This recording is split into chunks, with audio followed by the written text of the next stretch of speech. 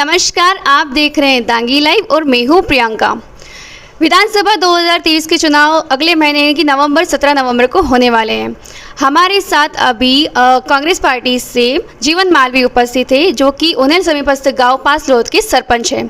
सबसे पहले सर मैं आपका स्वागत करना चाहूँगी हमारे चैनल पे और ये जानना चाहूँगी कि जिस प्रकार से आप कांग्रेस पार्टी से हैं, तो किस प्रकार से आपकी तैयारियाँ चल रही है विधानसभा चुनाव को लेकर?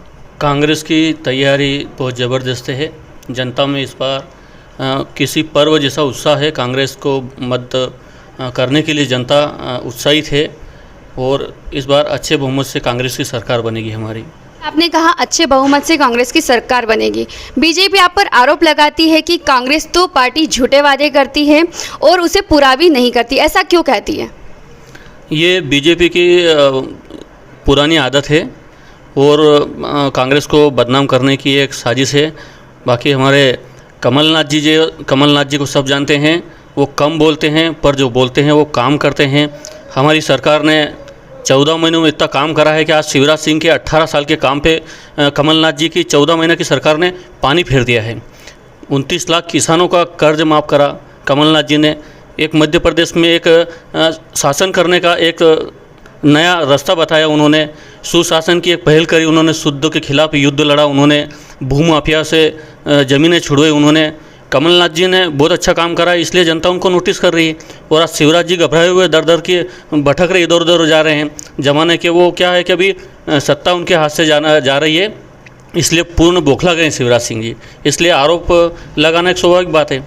कांग्रेस ने काम किया है, तो जिस प्रकार से राहुल गांधी जी ने कहा था कि 10 दिन में सीएम बदल देंगे, और आपने अभी बात कही जैसे कि कर्ज माफ़ी की, तो 2 लाख का कर्ज कई किसान ऐसे हैं जिनको नहीं मिला है, कर्ज माफ़ी नहीं हुआ है।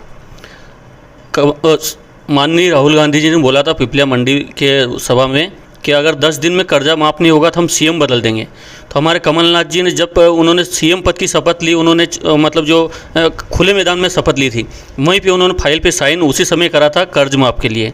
पर चूँकि क्या है, मध्य प्रदेश पे पहले से इतना बोझ, इतना कर्ज चढ़ा रखा था मामा जी ने, तो उन्होंने शिफ्ट बनाई थी चरणबद्ध। उन्होंने कर्जा, वो चाहते थे कि मध्य प्रदेश का किसान का कर्जा भी उतरे और मध्य प्रदेश पे कोई कर्ज भी नहीं चढ़े। तो हमारे कमलनाथ जी के कार्यकाल में 29 लाख किसानों का कर्ज माफ़ जो हुआ है, बाकी किसानों का कर्ज भी माफ़ होता।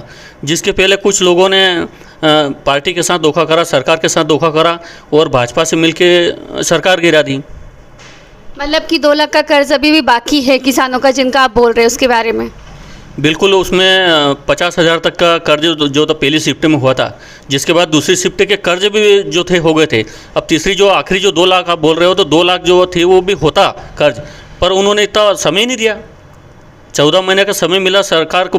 उनका जो था अपने शिवराज सिंह जी का इतने साल का जो उन्होंने जो कर रखा था, रायता फैला रखा था, उसको समेटा, उसको सही दिशा पे लाए। गाड़ी पूरी पटरी से बाहर थी।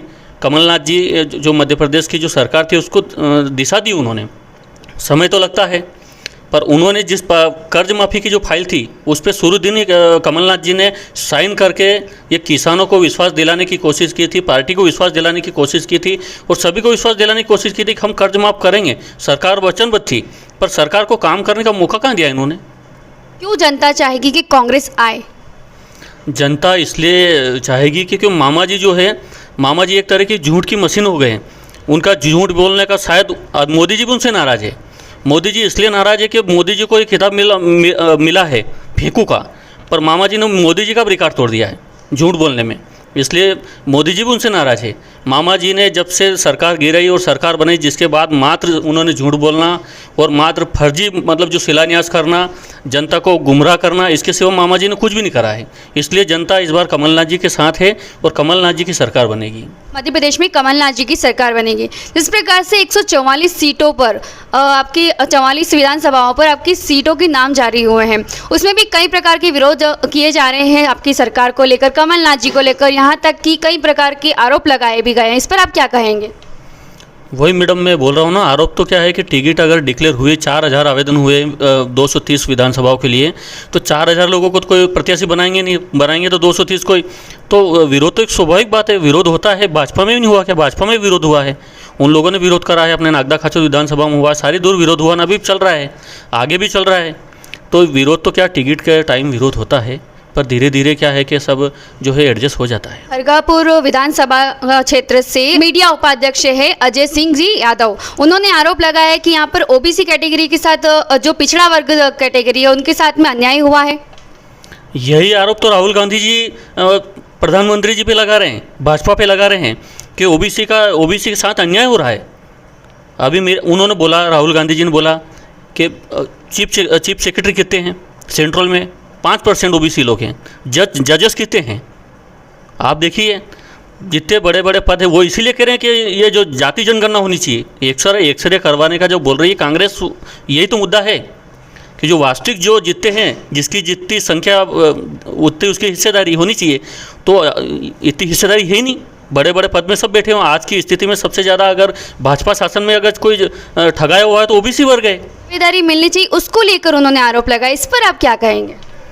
नहीं, आरोप मैंने बोला है ना, आरोप अगर उनको टिकट नहीं मिली है वहाँ से तो उनका आरोप जो है स्वाभाविक आरोप लगाएंगे। पर ओबीसी, बहुत सारे ओबीसी को टिकट दी कांग्रेस ने, बहुत सारे ओबीसी लोगों को आप देखिए, सूची उठा के देखिए, उसमें 39 या 40 लोग ऐसे हों जिनको 40% ओबीसी वर्गों को टिकट दी। उन्होंने 40 लोगों को टिकट दिए। और कमलनाथ जी ने तो 27% ओबीसी का आरक्षण लागू करा था। वो तो सरकार गिर गई। कमलनाथ जी का फिर वादा है कि मैं 27% ओबीसी को आरक्षण दूंगा। राहुल गांधी जी का वादा है कि अगर सरकार बनी तो हम जनगणना, जाति जनगणना कराएंगे। जाति जनगणना में मालूम पड़ेगी ओबीसी 52% ओबीसी है और उनको वास्तविक में वो जो है शासन में, सत्ता में कितने भागीदारी हैं ये मालूम पड़ेगी। इसीलिए वो जनगणना कराना चाहते हैं। तो कांग्रेस तो ओबीसी वर्ग के साथ है। जीते कोई भी, पर सरकार बनेगी, बीजेपी की ही बनेगी। इस पर आप क्या कहेंगे? पिछली बार भी ऐसा हुआ था पर सरकार गिर गई थी। इस पर आप क्या कहेंगे? अब बीजेपी तो कर्नाटक में बोल रही थी कि सरकार हमारी बनेगी, तो बीजेपी का काम है, वो तो बोलेंगे, उनकी पार्टी के बारे में बोलेंगे। वो भाजपा के नेता क्या ये बोलेंगे भाई कांग्रेस की सरकार बनेगी? वो तो उनका काम है बोलने का। पर जनता ने मूड बना लिया है, जनता ने फैसला कर लिया है कि इस बार कमलनाथ जी को मुख्यमंत्री बनाएंगे। और आप देख लेना, वोटिंग के बाद आप खुद बताओगे, एग्जिट पोल सर्वे आप बताओगे कि सरकार किसकी बन रही है। और इसमें कोई दो राय की बात नहीं है, सरकार हर हाल में कमलनाथ जी की सरकार बन रही है। मामा जी का विदाई तय है और भाजपा ने खुद ने सोच लिया। माननीय प्रधानमंत्री जी ने उनका भाषण में नाम लेना बंद कर दिया है। बड़े बड़े जो नेता उनको उतार दिया है मैदान में, इसीलिए उतारा है कि वो खुद मामा से तंग आ गए। तो अगर उनकी पार्टी उनसे तंग आ गई, जनता तंग आ गई, तो कहाँ से बनेगी सरकार? इस बार पूर्ण बहुमत से माननीय कमलनाथ जी की बन रही है, इसमें कोई शक नहीं है। से घटिया विधानसभा क्षेत्र में कांग्रेस पार्टी से लगातार रामलाल मालवीय जी को टिकट दिया जा रहा है। और कोई ऐसा उम्मीदवार नहीं है कांग्रेस में जो उनकी दावेदारी के साथ सम्मुख हो सके? बिल्कुल है। मैं खुद उम्मीदवार था। हमने खुद ने कमलनाथ जी के पास बात रखी, सारे संगठन के वरिष्ठ नेताओं के पास रखी, बात हमने सबसे करी। पर अब पार्टी ने फैसला करा है, उनको टिकट दी है। नहीं, बिल्कुल आप कांग्रेस के कार्यकर्ता, पर जिस प्रकार से रामलाल मालवीय जी को यहाँ से फिर से टिकट मिला, उसको लेकर मैं पूछना चाह रही हूँ आपसे। रामलाल मालवीय जी को बार बार जो पार्टी है टिकट दे रही है, वो एक चुनाव जीतते हैं, एक चुनाव हार जाते हैं, एक चुनाव जीतते हैं, एक चुनाव हार जाते हैं। अभी गोटे गांव में उनको एनपी प्रजापति जी को, वहाँ पे भी ये स्थिति परंपरा बनी हुई है कि वहाँ पे एक चुनाव जीतते हैं, एक चुनाव हार जाते हैं। तो उन्होंने उनसे एनपी प्रजापति जी की टिकट काट के उनको दूसरी जगह से टिकट दिए, वहाँ पर नया उम्मीदवार उतारा। तो पार्टी को मेरे हिसाब से करना था ऐसा, जबको मालूम है कि एक बार यहाँ डबल कोई रिपीट होता नहीं है, तो चेहरा कोई डबल रिपीट करते। पर जो पार्टी ने निर्णय करा है ठीक है, अब इसके बारे में वरिष्ठों से बात करेंगे हम। कांग्रेस के कार्यकर्ताओं के भाषण के दौरान कुछ बोल बिगड़ जाते हैं, उस पर क्या कहेंगे? ये तो होता रहता है, सार्वजनिक मंचों पे नेताओं की जो रहती है, कभी कभी हो जाता है। मोदी जी ने बोल दिया था कि बेटी पटाओ और बेटी पढ़ाओ।